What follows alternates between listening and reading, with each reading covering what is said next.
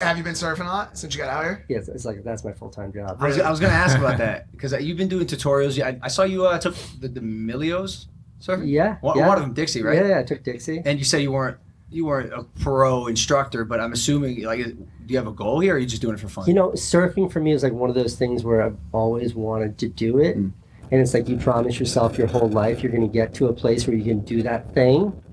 Because like there's nothing more indulgent than surfing. Sure. It's just like there's no return on that investment ever. And so when I moved out here, like I made it a really big priority, and it's like the hardest sport I've ever tried to learn. Really? Forgive me, surfers. What makes it so difficult? It's like the best way I can explain this is like if you ski or you snowboard, like your first day kind of sucks. By the end of that day, you can make it down the mountain. Sure. Yeah. And by the end of the second day, like you're slow, but you're not getting hurt. You're okay. The 0 to 1 of surfing is like 6 months every single day. And at the end of those 6 months, you'll be able to look like a total like kook, a total doofus on like some long stupid board going straight to shore like you have no business being out there.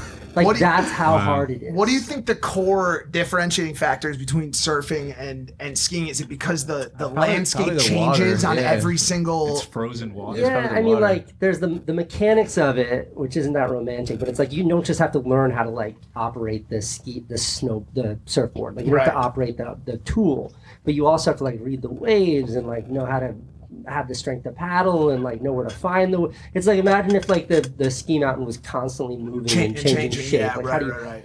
But the more romantic part of like the difference between surfing and all those other sports is it's you just go out in the middle of the ocean by yourself like every day and you just kind of sit out there floating in the ocean. Is that scary to you? You ever get scared of something nibbling on your foot? You ever had anything nibble on you? Yeah. Are you serious? Totally serious. You've been nibbled? No, it wasn't a bite, but dolphins and I don't know what they are, seals or sea lions. I hate them. Right. Everybody loves dolphins. Don't love dolphins. That's kind of fucked up, man. I mean, I wish them the best, you know? How can you not love dolphins? Have you ever had like a bunch of dolphins fuck with you when you're trying to surf? You're lying. Dead ass. No way. They're just trying to hit the stoke, and they're probably... Dolphins surf, but usually they just come near where you are, and sometimes like on a break where there's always people, they get way too close to you. And when you're sitting on a surfboard, like, you know, I weigh like 180 pounds, all of a sudden these like 500-600 pound monsters, like 10 of them, come close enough to like almost touch you. It's a scary thing. This is dark, but is this like the origin of like dolphin rape? Like you so I was just going to touch on that, and I didn't know if this was I know that's a real thing. They love having intercourse with humans. Is that the case? Like you'll just be surfing along, and all of a sudden you get some double D, some dolphin dick. I've never had a dolphin approach me in that way. Sexually, they're probably just trying to scare you off like locals only, right? Yeah, they pull up. It's just more the idea that like a 500-pound fish or porpoise in this case gets close to you in the water. It's scary. Right. It's like a sea lion or a seal is basically like the biggest pit bull you've ever seen. That can swim. Those are scary. They're super sea lions.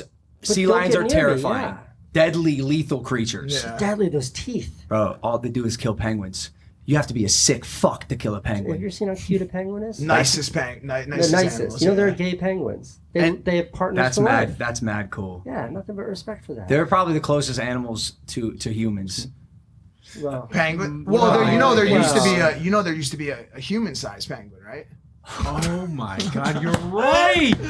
Absolutely. Do you know about the human-sized penguins? No, but if I look at my bingo card of things we're going to be talking about on the Impulsive show, that's the wild spot. Human-sized penguins was like square A1. Hey, so have you considered that? I'm not kidding. Have you considered the fact that there was once a human-sized penguin walking around planet Earth?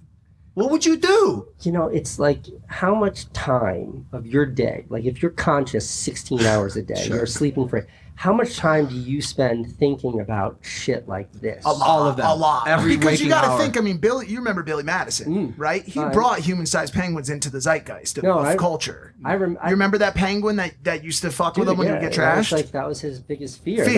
That was the culmination of all fear. And then also in Fight Club, his happy place was the penguin. Remember? Like, it's just another part of culture touching on these important topics that exist in real life. Right. These are the issues facing people today. You said surfing's the hardest sport you've ever done? Yeah, I think so.